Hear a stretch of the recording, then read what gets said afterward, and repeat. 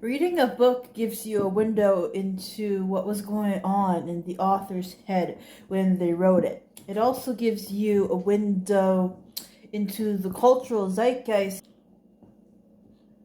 What were people thinking that the future was going to look like? What was popular in science fiction at the time that this book was written? The Wild Shore was written by Kim Stanley Robinson in the year 1984 and was his first published novel. The novel very much follows a clear story with simple characters, a clear beginning, middle, and end. It does not stray from the main plot or jump around, and the plot is centered on one character.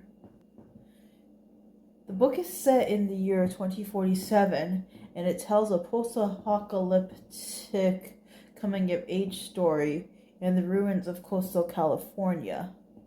The cities that once were are in ruins. People are forced to live in the woods and scavenge items from humanity's past. It shows a clear collapse of society, a dystopian world. What was popular in the 1980s? Space odysseys and dystopian fiction. What was popular in the 1990s and the 2000s? Colonization and exploration stories. Mars book. The hallmark of a good science fiction story is the ability to weave science into narrative and make real predictions that use the science of today to predict the world of tomorrow. The Ministry for the Future was published in the year 2021, and it takes place right around the same time as The Wild Shore would have taken place. Although these two books take place at roughly the same predicted time, they depict two drastically different future outcomes for humanity, and they could not exist together. It's almost as if they are two separate parallel universes.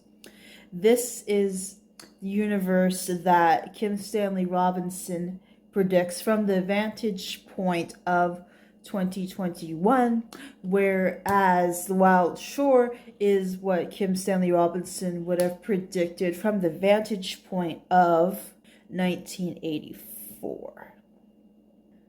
In the year 1984, people were worried more about the collapse of society and about Cold War. They were worried about bombs and threats of a nuclear disaster. Today, we are more worried about climate catastrophes, focused on coming together than about division. The Wild Shore depicts a post-apocalyptic wasteland where society has crumbled and people are living in its ruins. The Cold War never ended, and America is now at war with the Japanese. The technological boom never happened. Meanwhile, once you are living in the technological boom of the 21st century, there's no going back. We didn't have the internet of today in 1984, thus we would not have predicted the technology that we have now back then. The Ministry for the Future serves as a warning to the world of what is to come and the wild shore of what we left behind. Ministry gives us hope that humanity can reverse climate change and reclaim our planet's wilderness. The Wild Shore takes humanity back to its primal state in a damaged world. Where does the real future lie? Somewhere in between the two extremes? We have left the realm of a post-nuclear wasteland, entered into a hyper-techno-utopia. This future can only be imagined in the light of the present. I really enjoyed reading Kim Stanley Robinson's Ministry for the Future, and I think it is a book that more people should read. It eloquently merges narrative and science into a history of a not-too-distant future. In science fiction, we dream of a world, the coming together to usher in a new green future. This book learns from the past and attempts to right the wrongs of humanity.